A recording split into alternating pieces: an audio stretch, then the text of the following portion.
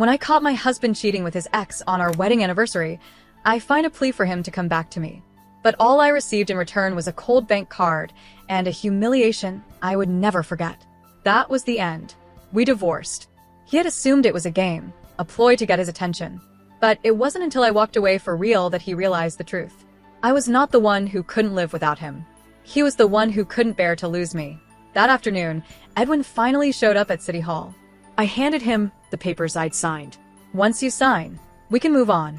He hesitated, then signed without a word. The clerk stamped the documents with a soft click. There's a 30-day cooling-off period before it's finalized, she said kindly. Can we skip that? I asked, fighting back the impatience curling in my chest. I'm afraid not. It's mandatory. Edwin said nothing. He simply walked out. I signed my side of the consent form, caught up to him, and tried to speak. So, Mr. Stanley, see you. Before I could finish, he slammed his car door and drove off. The cold wind hit me, making my hair whip around my face. I laughed, half bitter, half broken.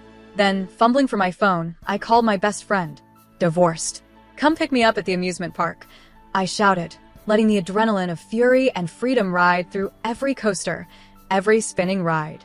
Afterward, we went shopping. I discarded every trace of Mrs. Stanley, my old clothes, my old identity. My hair was dyed golden and wavy, a small rebellion against the past. When I looked in the mirror, a confident stranger stared back. I smiled. Hello, Sharon. I whispered to my reflection. By evening, we headed to a restaurant.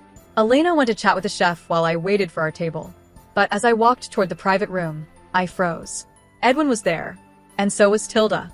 Of course, during our marriage, I could barely catch a glimpse of him for weeks, yet fate had the cruelest sense of humor, thrusting him back in my path right after our divorce. I turned to leave, but Tilda's voice, saccharine and sharp, stopped me. The mess crest, she said, her tone teasing. You're here to see Edwin, right? Funny. I'd only asked him to stop by City Hall. Didn't realize it would lead to our divorce. She nudged Edwin, her smile sweet as poison. There's still a cooling-off period. Maybe you two can fix things. I cut in quickly. I didn't come for him. Pure coincidence. Edwin smirked, that infuriating, charming smirk he always wore when he thought he could play me. I stared at him, disbelief burning in my chest. Think whatever you want, I said and walked away. He looked startled that I didn't argue, didn't explain myself. But I was done. Let him drown in his own assumptions. Later, Elena dragged me to the largest bar in Rosario City. Neon lights flickered over dancers twisting and spinning. You want me to dance here? She asked, holding up a red dress. You used to dance circles around people. Show them, she added. I laughed and shook my head. Classical, I said, choosing something modest. The crowd murmured as I stepped onto the stage. Classical dance in a bar? Confusion painted their faces. But as the beat began, my body remembered every movement, every pirouette, every arc of my arms flowed with memory and grace. Cheers erupted. Well, is that a new performer? She's got skills, someone murmured. Edwin arrived with friends. One stiffened. That woman, she looks like your wife. Another scoffed. If she had talent, she would have used it to win him back long ago. Edwin's eyes lifted, indifferent. The figure on stage was graceful, yes, but in his mind, I was still the opportunist who had clawed her way into his life. He dismissed the thought and made a call. Is Sharon home? No, sir. She hasn't returned since this morning. Later, as Edwin and his friends sat in a private room, their conversation turned cutting. You should have just offered her money to make her leave, one sneered. Without what happened, she wouldn't have lasted, another added. Edwin sipped his drink silently, expression unreadable. Outside, Elena and I overheard everything. She clenched her fists, disbelief written on her face. How can you just stand there? I stopped her. We're already divorced. Let them say what they want. I've tried explaining myself my whole life. It's pointless. I had fought for family harmony, for dignity, for recognition. None of it mattered anymore. The next day, I went to Stanley Manor to collect my remaining belongings. I didn't want to step inside. I called a servant to bring them out. Just then, a car pulled up. Edwin stepped out, impatience clear in every line of his body. Have you had enough of this mess? I smirked, amused. Go in. Or wait, Mr. Stanley, seems like you're forgetting something. He frowned. We divorced yesterday, I reminded him. His frown deepened. You should take the exit, I added, making a spectacle like this. It's ridiculous. Before I could say more, a loud cheer erupted. A massive banner unfurled in front of me. Congratulations to Sharon for moving on and starting fresh. Alana had outdone herself. A tall, handsome man appeared, handing me a bouquet. Kneeling before me, he said softly, I can't promise the world, but I swear to cherish every moment with you. I'll stand by you, listen to you, and never let you feel alone. Edwin's face darkened. She's just making a scene, he muttered, turning and walking away. Inside the manor, servants whispered among themselves. Is she seeing someone else? One dared to ask.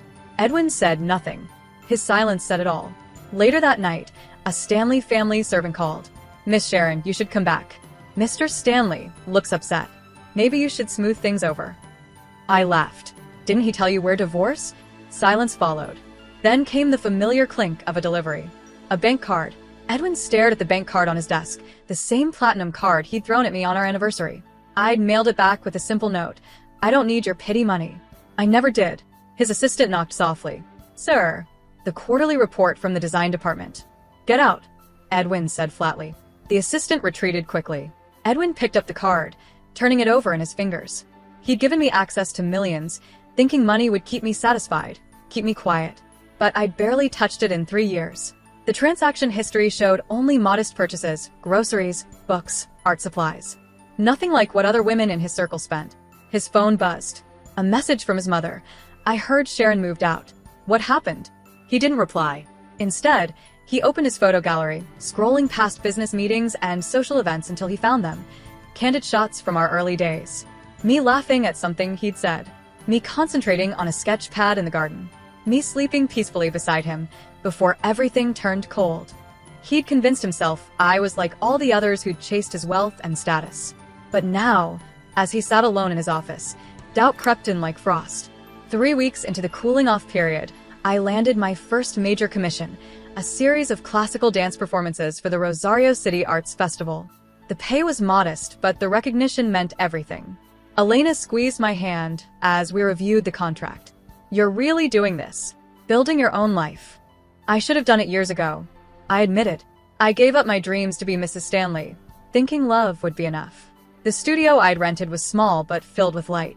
Mirrors lined one wall, and the hardwood floors gleamed. This was mine.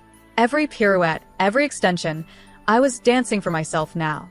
During a break, my phone rang. Unknown number. Sharon, it's Lydia Stanley. Edwin's mother. My former mother-in-law.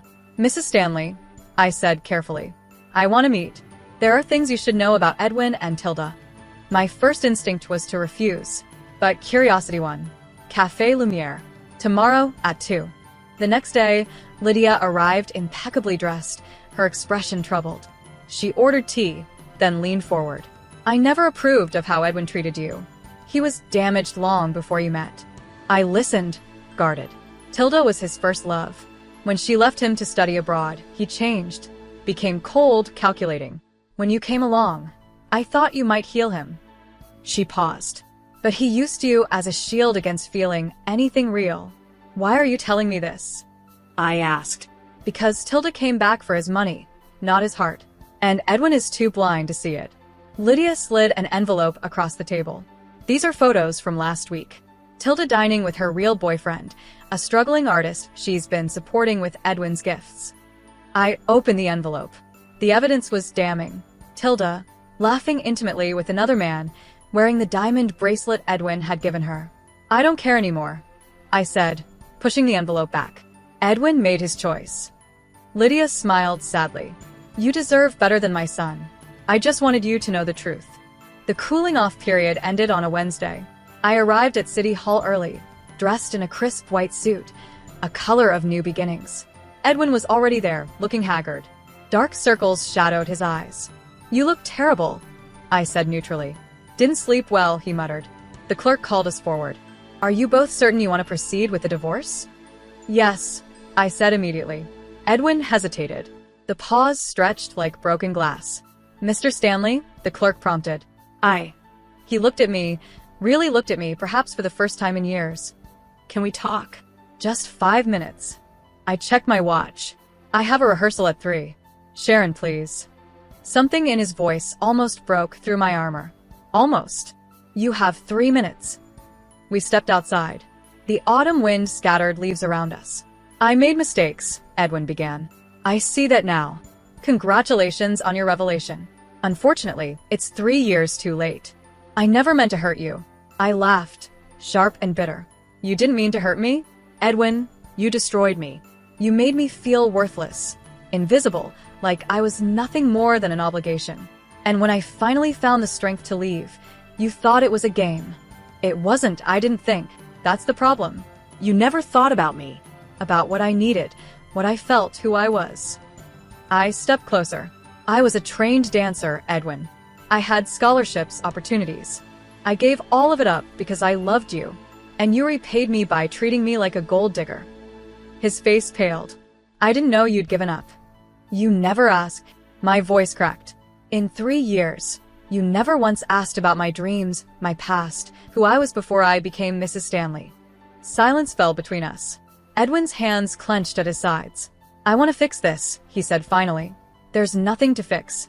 We're done. I turned toward the building. Your 3 minutes are up. Inside, I signed the final papers with a steady hand. Edwin signed too, but his signature looked shaken, uncertain. The divorce is now finalized, the clerk announced. I walked out into the sunlight, feeling lighter than I had in years. 2 weeks after the divorce, Edwin's world began to crumble. His assistant brought the morning news with trembling hands. Sir, you need to see this. The headline read, Tilda Morrison, heiress or con artist. The article detailed her scheme, using Edwin's wealth to fund her real boyfriend's art career while stringing along multiple wealthy men. Edwin's hands shook as he read. Every gift, every tender moment, all of it had been a lie. He called Tilda immediately. Is it true? Her silence confirmed everything. Edwin, I can explain. He hung up. That evening, he drove to Stanley Manor, wandering through rooms that suddenly felt cavernous. He found himself in what used to be my studio, a small room overlooking the garden that he'd barely noticed during our marriage. Inside were dozens of sketches, drawings of him, of the manor, of moments I'd captured in pencil and charcoal. Self-portraits showing a woman gradually fading, her smile becoming more forced with each passing month. The final drawings were abstract, broken chains, birds in flight, phoenixes rising from ash. A journal lay on the window seat. Against his better judgment, he opened it. Year 1. Edwin forgot our anniversary again. I made his favorite dinner anyway. He didn't come home. Year 2. I suggested we take a trip together. He said he was too busy. Then I saw photos of him at a resort with Tilda and his friends. I wasn't invited. Year 3. I can't remember the last time he looked at me like he loved me. I'm disappearing. Final entry. Today, I choose myself. I'm terrified and exhilarated. I don't know who Sharon is without Edwin, but I'm going to find out. Edwin sank to the floor, the journal clutched in his hands. He'd been so consumed by his own hurt over Tilda's first abandonment that he'd recreated that pain in me, never seeing what he was doing. His phone buzzed. A video link from an unknown number. It showed me on stage at the Arts Festival, dancing a piece called Metamorphosis. My movements told a story. A woman trapped, struggling, finally breaking free. The audience was mesmerized. The camera zoomed in on my face, and Edwin saw something that gutted him. Pure joy. I was radiant, whole, Happy. without him. The day of my final performance at the Arts Festival, Edwin showed up. I spotted him in the third row, watching with an intensity that once would have thrilled me. Now, it just made me sad. Sad for the marriage we could have had, sad for the man he might have been. After the performance, as I greeted admirers and signed programs, he approached. Elena moved to intercept, but I waved her off. You are extraordinary, Edwin said quietly. Thank you. I read your journal. I found your drawings. He swallowed hard. Sharon, I'm sorry. Those words aren't enough, but I don't know what else to say. There's nothing to say. We're done, Edwin. I know. I just needed you to know that I see it now. Everything I destroyed. Everything you were. His voice broke. I'll regret losing you for the rest of my life. For a moment, I felt the old pull, the instinct to comfort him, to make his pain disappear. But I'd spent 3 years sacrificing myself for his comfort. I hope you find happiness, I said genuinely. I hope you learn to see people before you lose them. And you, he asked. The man from before, is he? I smiled. That was Elena's cousin helping me make a point. But I am seeing someone. His name is Marcus. He's a choreographer. He sees me, Edwin. Really sees me. Edwin nodded, understanding passing between us. This was goodbye. The real goodbye. For what it's worth, he said, you were always enough. I was just too broken to appreciate you. Maybe, I replied. But I'm not here to fix broken men anymore. I'm here to build a life I love. I walked away, and this time, I didn't look back. 6 months later, the invitation arrived on thick cream paper with gold lettering. The Rosario City Ballet Company cordially invites you to the premiere of Phoenix, choreographed and performed by Sharon Lee. Saturday, April 15th, 8 p.m. Elena helped me into my costume, deep crimson fading to gold at the edges, like flames given form. Nervous? She asked. Excited? I corrected, catching my reflection in the mirror. The woman staring back was strong, confident, whole. I'd spent 6 months rebuilding myself, rediscovering my passion, creating art that mattered. Marcus squeezed my hand as I prepared to go on stage. You've got this. The curtain rose. The audience fell silent. And I danced. I danced for the girl who'd given up her dreams for love. I danced for the woman who'd felt invisible in her own marriage. I danced for every moment of pain, every tear, every heartbreak. And then I danced for the future, for possibility, for freedom, for the beautiful unknown. When the final note faded and I held my last pose, the theater erupted in applause. Roses rained onto the stage. I bowed, tears streaming down my face, tears of triumph. In the audience, in the back row where I couldn't see him, Edwin watched with tears in his own eyes. He'd come not to win me back. He knew that ship had sailed, but to witness what he'd almost destroyed. To see the phoenix he'd forced from the ashes. After the performance, reporters clustered around me. Ms. Lee, you disappeared from the dance world 3 years ago. What brought you back? I smiled, thinking of all the easy lies I could tell. Instead, I chose truth. I lost myself in someone else's shadow. Coming back wasn't about dance. It was about remembering that I existed, that I mattered, that my dreams were worth pursuing. Any message for young women watching? Another reporter asked. I looked directly into the camera. Never make yourself smaller to fit into someone else's life. The right person will want you to grow, not shrink. And if you've already lost yourself, it's never too late to come home to who you are. That night, I celebrated with friends, Elena, Marcus, my dance company, Lydia Stanley, who'd become an unexpected ally and friend. As I looked around the restaurant at people who truly saw me, who celebrated my success, who wanted nothing from me but my happiness, I realized something profound. Edwin hadn't taken everything when he broke my heart. He'd inadvertently given me a gift, the chance to rebuild myself stronger, wiser, freer. My phone buzzed. A message from an unknown number. I watched tonight. You were magnificent. I'm sorry I couldn't see it before. I hope you soar, Sharon. You deserve the world. E. I deleted it without responding. That chapter was closed. Marcus returned with champagne, pressing a glass into my hand. To new beginnings? I clinked my glass against his, looking out at the Rosario City skyline glittering with possibility. No, I said, smiling. To becoming who I always was. The phoenix had risen. And this time, nothing would clip her wings again.